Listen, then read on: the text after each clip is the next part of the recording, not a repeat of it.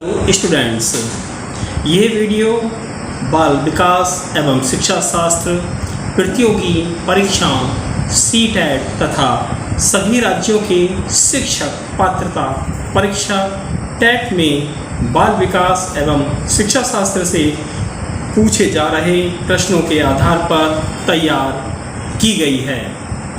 आजकल सभी शिक्षक पात्रता परीक्षा टेट में बाल विकास एवं शिक्षा शास्त्र से 30 प्रश्न पूछे जाते हैं। इसलिए इस वीडियो में नवीनतम पाठ्यक्रम पर आधारित तथ्यों का संकलन आसान भाषा में किया गया है, जिससे आप लोगों को बाल विकास एवं शिक्षा शास्त्र की तैयारी करने में कठिनाई ना हो।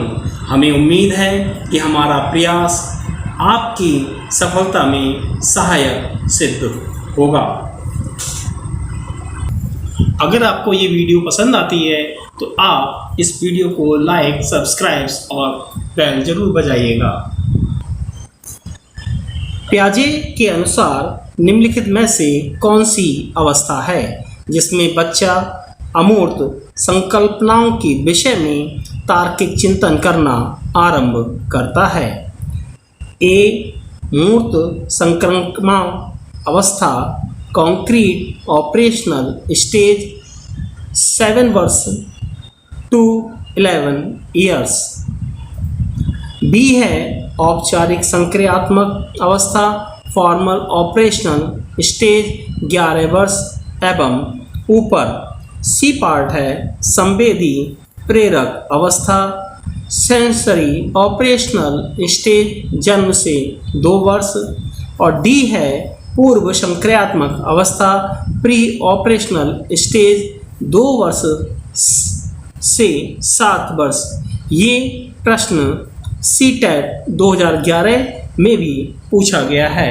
इसका सही उत्तर है बी.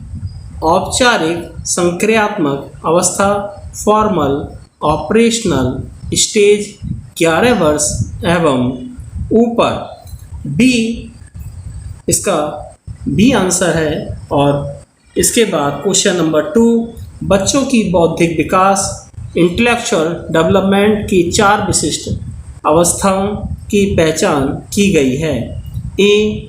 कोहल वर्ग द्वारा, बी. एरिक्सन द्वारा, सी. स्किनर द्वारा, डी.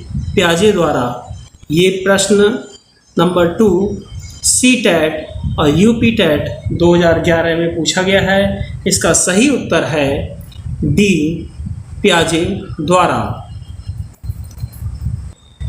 क्वेश्चन नंबर 3, विकास कभी न समाप्त होने वाली प्रक्रिया है। ये विचार किससे संबंधित है? ए. अंतः संबंध का सिद्धांत प्रिंसिपल्स ऑफ इंटररिलेशंस।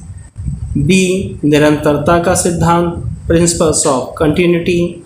सी. एकीकरण का सिद्धांत प्रिंसिपल ऑफ इंटीग्रेशन। डी. अंतःक्रिया का सिद्धांत प्रिंसिपल्स ऑफ इंटरेक्शंस। ये प्रश्न सीटेट 2011 में पूछा गया है। इसका सही उत्तर है बी. निरंतरता का सिद्धांत प्रिंसिपल्स ऑफ कंटिन्यूटी। इसी क्रम में 4th प्रश्न है हमारा, प्राथमिक स्तर पर एक शिक्षक ने निम्नलिखित में से किसे सबसे महत्वपूर्ण विशेषता मानना चाहिए? ए. पढ़ाने की उत्सुकता, बी. धैर्य और दृढ़ता, सी. शिक्षण पद्धतियों टीचिंग मेथड्स और विषयों के ज्ञान में दक्षता, या डी.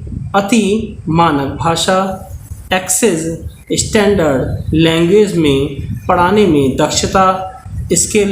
ये प्रश्न आपका सीटेट 2011 में पूछा जा चुका है और इस प्रश्न का उत्तर है बी. धैर्य और दृढ़ता। यानी कि प्राथमिक स्तर पर एक शिक्षक में जो गुण होना चाहिए, वो सबसे महत्वपूर्ण गुण विशेषता होनी चाहिए, वो होनी चाहिए धैर्य और दृढ़ता। निम्न में से कौन सी शिक्षार्थियों में सृजनात्मकता क्रिएटिविटी का पोषण करता है।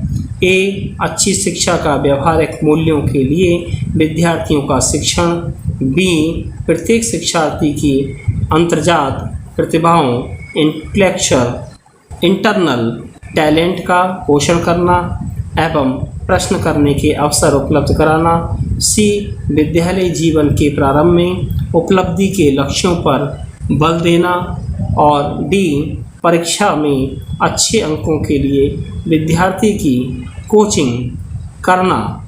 ये प्रश्न आपका सीटेट 2011 में आ चुका है और इस प्रश्न का उत्तर है बी प्रत्येक शिक्षार्थी की अंतर्जात प्रतिभाओं इंटरनल टैलेंट का पोषण करना एवं प्रश्न करने के अवसर उपलब्ध कराना। अगर हम इस प्रश्न को इस तरह से भी समझ सकते हैं कि शिक्षार्थियों में सृजनात्मकता यानी क्रिएटिविटी का पोषण तभी होगा जब प्रत्येक शिक्षार्थी के अंतर्जात प्रतिभाओं यानी कि इंटरनल टैलेंट का हम पोषण करेंगे, उसका ध्यान रखेंगे, उस प्रतिभा को निकालेंगे तभी। और दूसरा प्रश्न करने के अवसर उपलब्ध कराना। इसके बाद नेक्स्ट प्रश्न है वह अवस्था जब तार्किक रूप से वस्तुओं और घटनाओं के विषय में चिंतन प्रारंभ करता है। ए संवेदी प्रेरक अवस्था सेंसरी ऑपरेशनल स्टेज। बी औपचारिक संक्रियात्मक अवस्था फॉर्मल ऑपरेशन स्टेज। सी पूर्व संक्रियात्मक अवस्था प्री ऑपरेशनल स्टेज। और डी मूर्त संक्रियात्मक अवस्था कॉन्क्रीट ऑपरेशनल स्टेज।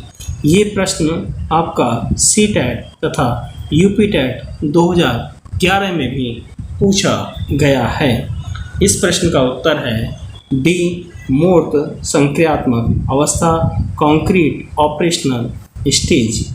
अब हम लोग जानेंगे 7वां प्रश्न निम्नलिखित में से किस अवस्था में बच्चे अपने समवयस्क समूह पीर ग्रुप के सक्रिय सदस्य हो जाते हैं।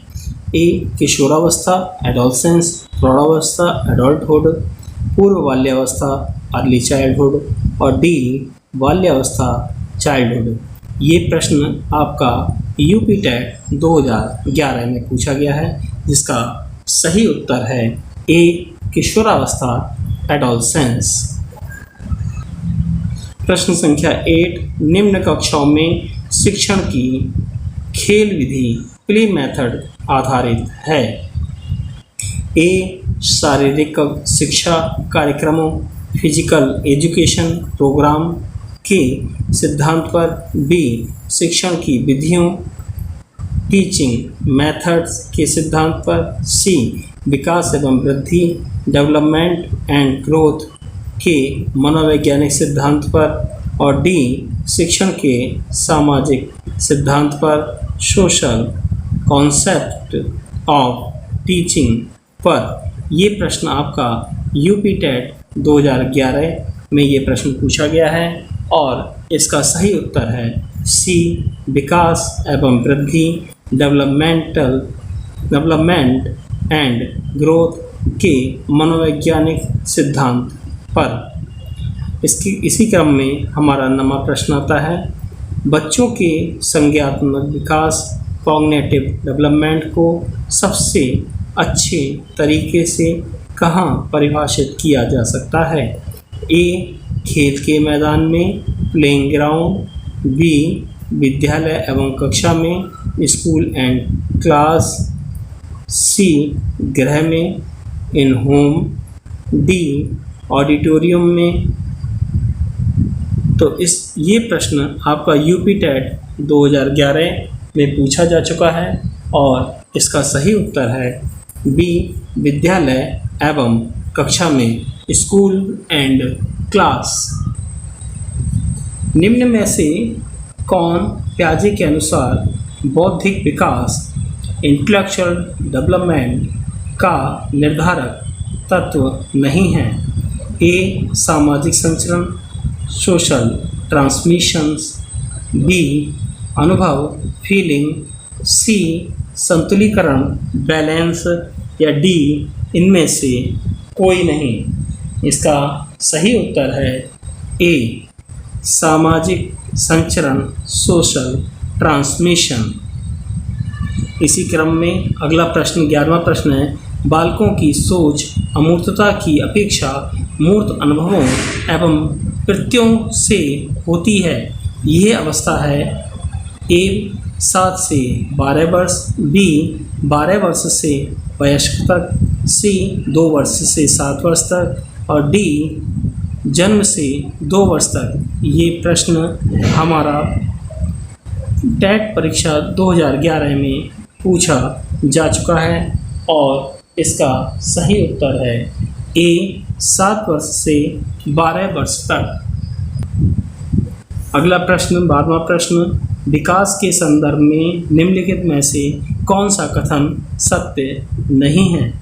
ए विकास की प्रत्येक अवस्था में अपने खतरे हैं, बी विकास उकसाने, बढ़ावा देने, सिमुलेशन देने से नहीं होता है, सी विकास सांस्कृतिक परिवर्तनों से प्रभावित होता है, डी विकास की प्रत्येक अवस्था की अपनी विशेषताएं होती हैं।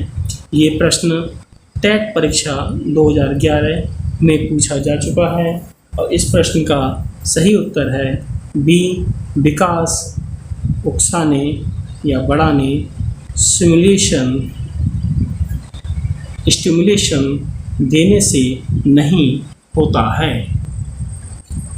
13वां प्रश्न, निम्न में से कौन सा विकासात्मक कार्य उत्तर बाल्यावस्था के लिए उपयुक्त नहीं है। ए सामान्य खेलों के लिए आवश्यक शारीरिक कुशलताएं सीखना, बी पुरुषोचित या स्त्रियोचित सामाजिक भूमिकाओं को प्राप्त करना, सी व्यक्तिक आत्मनिर्भरता प्राप्त करना, डी अपने हम उम्र बालकों के साथ सीखना। ये प्रश्न टेट परीक्षा में 2011 में आ चुका है और इसका सही उत्तर है बी पुरुषोचित या स्त्रियोचित सामाजिक भूमिकाओं को प्राप्त करना। और इसी क्रम में अगला प्रश्न है 14वां प्रश्न, विकास का अर्थ है परिवर्तनों की उत्तरोत्तर श्रृंखला, प्रोग्रेसिव चेंजेस, या बी अभिप्रेरणा के फलस्वरूप होने वाले परिवर्तनों की उत्तरोत्तर श्रृंखला और सी अभिप्रेरणा एवं अनुभव के फलस्वरूप होने वाले परिवर्तनों की उत्तरोत्तर श्रृंखला, डी परिपक्वता मैच्योरेशन एवं अनुभव के फलस्वरूप होने वाले परिवर्तनों की श्रृंखला। ये प्रश्न टेट परीक्षा 2011 में आ चुका है और इसका सही उत्तर है डी परिपक्वता मैच्योरेशन एवं अनुभव के फलस्वरूप होने वाली परिवर्तनों की श्रृंखला। 15वां प्रश्न, खिलौने की आयु टॉय एज कहा जाता है। पूर्व बाल्यावस्था को, ए बी उत्तर बाल्यावस्था को, सी शैशवावस्था को और डी ये सभी। ये प्रश्न टेट परीक्षा 2011 में आ चुका है और इस प्रश्न का सही उत्तर है ए पूर्व बाल्यावस्था को खिलौने की आयु एज टॉय एज कहा जाता है। 16वां प्रश्न, निम्न में से कौन सी पूर्व बाल्यावस्था की विशेषता नहीं है। ए दल समूह में रहने की अवस्था, प्री गैंग एज, बी अनुकरण करने की अवस्था और सी प्रश्न करने की अवस्था, क्वेश्चनिंग एज और डी खेलने की अवस्था, प्ले एज। ये प्रश्न टेट परीक्षा में 2011 में आ चुका है और इस प्रश्न का उत्तर है डी खेलने की अवस्था, प्ले एज। यानी कि निम्न में से कौन सी पूर्व बाल्यावस्था की विशेषता नहीं है। खेलने की अवस्था पूर्व बाल्यावस्था की विशेषता नहीं है। 17वां प्रश्न, उत्तर बाल्यावस्था में बालक भौतिक वस्तुओं गुड्स के किस आवश्यक तत्व में परिवर्तन समझने लगते हैं? ए द्रव्यमान, बी द्रव्यमान और संख्या, सी संख्या और डी द्रव्यमान, संख्या और क्षेत्र। ये प्रश्न आपका टेट परीक्षा में 2011 में आ चुका है और इस प्रश्न का सही उत्तर है द्रव्यमान, संख्या और क्षेत्र अर्थात डी इसका सही उत्तर है। इसके बाद हमारा अगला प्रश्न है 18वां प्रश्न। व्यक्तित्व स्थायी समायोजन एडजस्टमेंट है। ए पर्यावरण के साथ, बी जीवन के साथ, सी प्रकृति के साथ और डी ये सभी। ये प्रश्न आपका टेट परीक्षा में 2011 में आ चुका है और इस प्रश्न का सही उत्तर है ये सभी, यानी कि व्यक्तित्व स्थायी समायोजन एडजस्टमेंट है, पर्यावरण के साथ भी, जीवन के साथ भी, प्रकृति के साथ भी, इन सभी के संग। और हमारा 19वां प्रश्न। दूसरे वर्ष में अंत तक शिशु का शब्द भंडार हो जाता है। 100 शब्द, 60 शब्द, 50 शब्द, 10 शब्द। ये प्रश्न हमारा टेट परीक्षा 2011 में आ चुका है और इस प्रश्न का सही उत्तर है ए 100 शब्द। दूसरे वर्ष में के अंत तक शिशु के शब्द भंडार 100 शब्दों का हो जाता है। 20वां प्रश्न। शर्म तथा गर्व, शेम तथा प्राउड जैसी भावना का विकास किस अवस्था में होता है? ए शैशवावस्था में, बी बाल्यावस्था में, सी किशोरावस्था में और डी वृद्धावस्था में। तो इस प्रश्न का हमारा सही उत्तर है बी बाल्यावस्था में शर्म तथा गर्व, शेम तथा प्राउड जैसी भावना का विकास बाल्यावस्था में होता है। और 21वां प्रश्न। मैकडूगल के अनुसार मूल प्रवृत्ति जिज्ञासा, क्यूरोसिटी का संबंध कौन संवेग से है? ए भय, बी घृणा, सी आश्चर्य और डी भूख। ये प्रश्न आपका टेट परीक्षा 2011 में आ चुका है और इसका सही उत्तर है आश्चर्य। मैकडूगल के अनुसार मूल प्रवृत्ति जिज्ञासा, क्यूरियोसिटी का संबंध आश्चर्य संवेग से है। 22वां प्रश्न। शैशवावस्था की मुख्य विशेषता क्या नहीं है? ए सीखने की प्रक्रिया में तीव्रता, बी जिज्ञासा की प्रवृत्ति टेंडेंसी ऑफ क्यूरियोसिटी, सी चिंतन प्रक्रिया थिंकिंग प्रोग्रेस और डी अनुकरण द्वारा सीखने की प्रवृत्ति। ये प्रश्न आपका टेट परीक्षा में 2011 में आ चुका है और इसका प्रश्न का सही उत्तर है सी चिंतन प्रक्रिया थिंकिंग प्रोग्रेस। शैशवावस्था की मुख्य विशेषता क्या नहीं है, वो है आपकी चिंतन प्रक्रिया थिंकिंग प्रोग्रेस। 23वां प्रश्न। किस मनोवैज्ञानिक के अनुसार विकास एक सतत और धीमी प्रक्रिया है? ए कॉलेसनिक, बी प्याजे, सी स्किनर और डी हरलॉक। ये प्रश्न आपका टेट परीक्षा में आ चुका है 2011 में और इस प्रश्न का सही उत्तर है स्किनर मनोवैज्ञानिक के अनुसार विकास एक सतत और धीमी प्रक्रिया है। इसके बाद अगला 24वां प्रश्न। बाल्यावस्था अवस्था होती है ए 5 वर्ष तक, बी 12 वर्ष तक, सी 21 वर्ष तक और डी कोई भी नहीं। ये प्रश्न आपका टेट परीक्षा में पूछा जा चुका है और इस प्रश्न का सही उत्तर है बी 12 वर्ष तक। बाल्यावस्था जो होती है वो आपकी 12 वर्ष तक की ही होती है। इसके बाद आपका 25वां प्रश्न। व्यक्तित्व विकास की अवस्था है ए अधिगम एवं वृद्धि, बी व्यक्तिव्रत अध्ययन और सी उपचारात्मक अध्ययन और डी इनमें से कोई नहीं। ये प्रश्न आपका टेट परीक्षा 2011 2011 में पूछा जा चुका है और इस प्रश्न का सही उत्तर है अधिगम एवं वृद्धि। व्यक्तित्व विकास की अवस्था है अधिगम एवं वृद्धि। 28वां प्रश्न। अब 26वां प्रश्न आपके सामने ये था, विकास में वृद्धि से तात्पर्य है ए ज्ञान में वृद्धि, बी संवेग में वृद्धि, सी वजन में वृद्धि और डी आकार, सोच, समझ, कौशलों में वृद्धि। ये प्रश्न आपका टेट परीक्षा 2011 में पूछा जा चुका है और इस प्रश्न का सही उत्तर है आकार, सोच, समझ और कौशलों में वृद्धि। यानी कि विकास में जो वृद्धि से तात्पर्य है उसमें आकार से तात्पर्य है, सोच और समझ और कौशल में वृद्धि से तात्पर्य है। 27वां प्रश्न। परिपक्वता का संबंध है ए विकास, बी बुद्धि, सी सृजनात्मकता और डी रुचि। ये प्रश्न आपका टेट परीक्षा 2011 में पूछा जा चुका है और इस प्रश्न का सही उत्तर है विकास। परिपक्वता का संबंध विकास से है।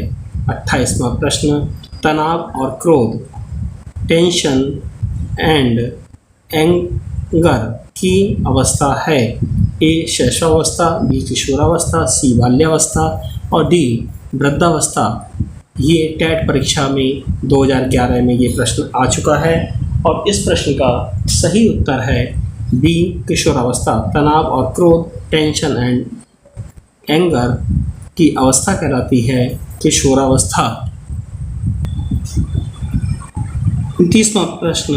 बच्चों की रुचि बनाए रखने के लिए आप कौन सी विधि का चयन करेंगे? ए बच्चों को पढ़कर आने को कहेंगे और प्रश्न पूछेंगे, बी स्वयं गतिविधि करेंगे तथा बच्चों को बताएंगे, सी आप गतिविधि में बच्चों को शामिल करेंगे, डी बच्चों को स्वयं गतिविधि करने के लिए देंगे। ये प्रश्न आपका टेट परीक्षा में 2011 में आ चुका है और इस प्रश्न का सही उत्तर है बच्चों को स्वयं गतिविधि करने के लिए देंगे। उत्तर नंबर डी। 30 प्रश्न। एक बच्चे की मानसिक आयु मेंटल एज 12 वर्ष एवं वास्तविक आयु 10 वर्ष है तो उसकी बुद्धि लब्धि क्या होगी? ए 110, बी 100, सी 120 और डी 83। ये प्रश्न आपका टेट परीक्षा में 2011 में आ चुका है और इसका सही उत्तर है 120। 31वां प्रश्न। शारीरिक विकास का क्षेत्र है स्नायु मंडल, ए बी स्मृति, सी अभिप्रेरणा और डी समायोजन। ये प्रश्न टेट परीक्षा 2011 में आ चुका है और इस प्रश्न का उत्तर है ए स्नायु मंडल। ये आपके 31 प्रश्न आपके आज के वीडियो में हैं और मुझे उम्मीद है ये वीडियो आपको पसंद आई होगी। आप इसको लाइक, सब्सक्राइब और आइकॉन बेल ज़रूर बजाइएगा। Thanks for watching. धन्यवाद।